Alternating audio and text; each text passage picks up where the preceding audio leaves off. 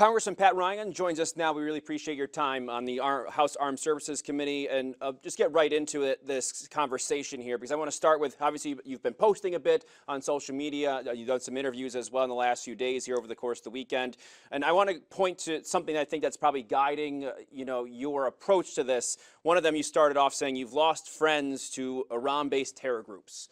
And I think that's really important considering you are a veteran. This is something that you have firsthand experience involved in here. So why is that sort of your guide, and how is that guiding your approach to seeing what's going on in Iran the last 3 days? Well, first and foremost, we now know 6 brave American patriots lost their lives, and it's just heart-wrenching. And I send condolences and prayers from all my constituents to their families and appreciation. And I think about my fellow soldiers that we lost in Iraq. And to me, in this moment, speaking out and saying we should not be sending another generation of young men and women into open-ended regime change wars without a clear strategy and a clear aim, and without a real hard, honest conversation with the American people. And none of that has happened. And I think I wish someone had done that before the war that I fought in and lost friends in. And I think that's part of my duty now here in Congress. What about the conversation do you think would help at this point? Well, so just even in the last 24 hours after war was initiated, we've heard 4 or 5 different aims or goals from the president, everything from regime change to we want to limit their ballistic missiles to the nuclear program, and a vague call for the Iranian people to rise up. There's just no definition of what we're trying to do, how much it's going to cost, and all of our hard-earned taxpayer dollars, how many, God forbid, flag-draped coffins we may see coming home. And that's a decision in a democracy that the American people who are sending their sons and daughters have to have a voice in. That's what our founders and framers wrote into our Constitution when they gave that power in Article 1 to the people via the Congress. Yeah, the Secretary Rubio has already come out today. I believe you've probably heard him say that no law requires authorization from Congress. How do you respond to that? He is just straight wrong. In fact, after Vietnam, after all the lessons we learned in Vietnam, the Congress passed the War Powers Resolution in 1973. The president at the time, Nixon, vetoed it.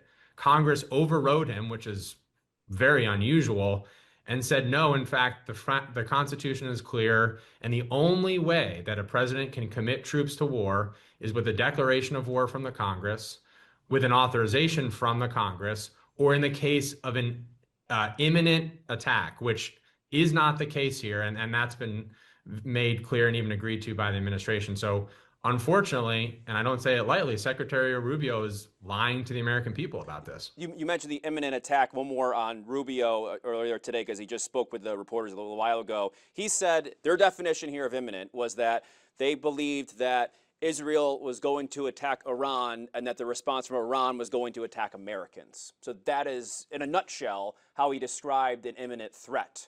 What do you make of that?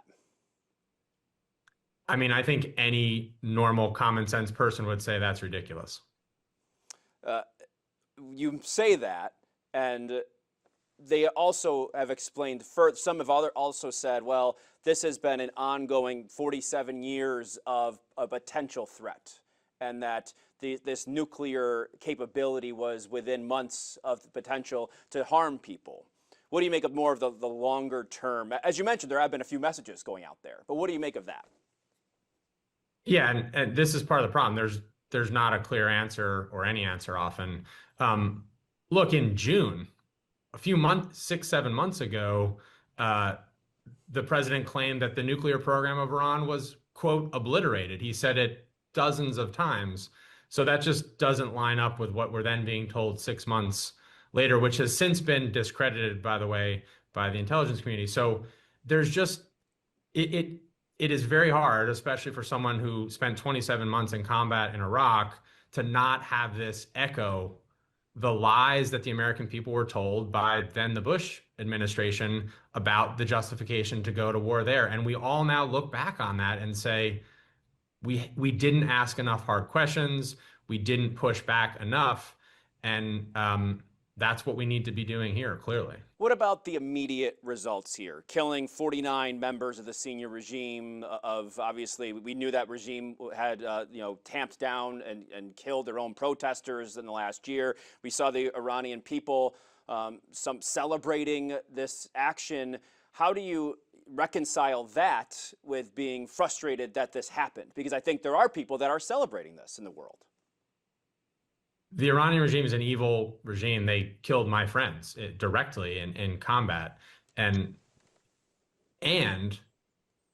we also still have to do the right thing by keeping the American people safe as much as we possibly can. We can have sort of two competing, or not even competing, but hold two things at the same time, that a bad, evil leader, frankly, again, a word I don't use lightly, is gone, and that this ultimately doesn't make the American people safer, I believe, because they're immediately being replaced by another potentially even more extreme Islamic extremist leader. And clearly, unfortunately, they continue to maintain the ability to kill Americans, to kill others in the surrounding nations. So it just feels like this was not thought through beyond the immediate rah-rah of the rhetoric. And it's not surprising to me. You've got a five-time draft dodging president who I don't think understands what it really means to be in combat. What was going through your mind when you heard the president say that it's your time now, the people of Iran, to take over this government? Again, something that sounds good in theory, but if you understand that there really isn't a true resistance of any kind on the ground in Iran, and that in fact the regime has killed or arrested most of those leaders, what it feels like to me is what Trump did throughout his business career, which is leave the people who did the actual work hanging out to dry on project after project that he was involved in his business career. And once again, it feels like well-meaning, freedom-seeking Iranians, who I agree with, might actually pay the price here, which is absolutely terrible. Some of your colleagues on the other side of the aisle have justified this, as you might imagine. Not all of them, but some have. And they say, well, other administrations have done this without pushback. So I'll point to maybe a little bit more recent than your service, Obama administration in Libya. How is this different than that? Is it?